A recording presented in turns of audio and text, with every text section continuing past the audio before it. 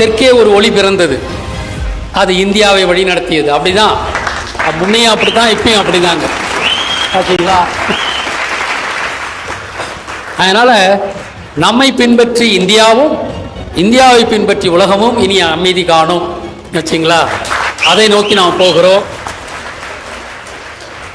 இந்த ஸ்டேட்மெண்ட்டுங்க எல்லாருக்கும் போய் செய்யணும்னா நமக்கு அரசு அதிகாரம் வேணுங்க.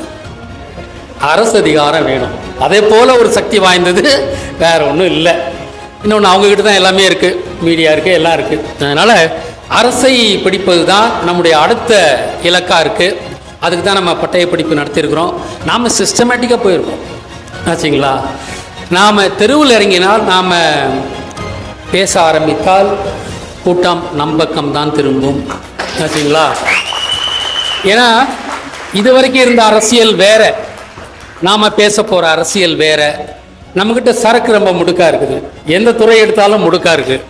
அதனால் நாம் மக்களுக்கு நாம் வித்தியாசமானவர்களாக அறியப்படுவோம், அவர்கள் நம்மை விரும்புவார்கள். நாம் எல்லோருக்குமான சுக வாழ்வை கொடுக்க போகிறோம் ஆச்சுங்களா. இந்த வீண் சண்டை சச்சரவு அது இல்லாத எந்த பிரச்சனையுமே ஊதி பெருக்காமல் தொடங்குறப்பயே அதில் முளையிலேயே அந்த பிரச்சனையை சால்வ் பண்ணி ஒரு சுக வாழ்வை இந்திய மக்களுக்கு, நாம் முதல்ல தமிழ் மக்களுக்கு நம்ம கொடுக்க போகிறோம்.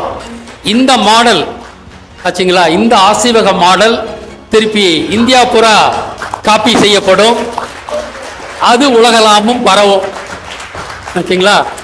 அது ஏன் உலகம் பரவும்னு சொன்னேன்னா, அமெரிக்காவில் நான் சொன்னேன் இல்லைங்க, டெமோக்ராட்டு இது ரிப்பப்ளிகன், அவன் வச்சிருக்க சின்னமே அவன் குதிரைக்கு அவன் வச்சிருக்கான், இன்னொன்று யானை வச்சிங்களா. அப்போ அது அந்த ரெண்டுக்கும் தெரியுது இல்லைங்களா, ரெண்டு தான். யானை என்பது நம்மளை குறிக்கும், குதிரை என்பது யூதனை குறிக்கும்.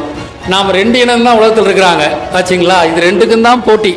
ஆனால் வெற்றி பெறுபவர்கள் நாம் தான். ஆனால் அவங்க காலம் முடிஞ்சு போச்சுங்க, கலிகாலம் முடிந்து விட்டது. நாம் சத்தியுகத்தில் வந்திருக்கோம். இந்த காலம் என்ன, எனக்கு பல பேர் கேட்டாங்க, ஜாக்கிரதையா இருங்க ஜாக்கிரதையா இருங்கன்னு பல பேர் சொல்லியிருக்காங்க.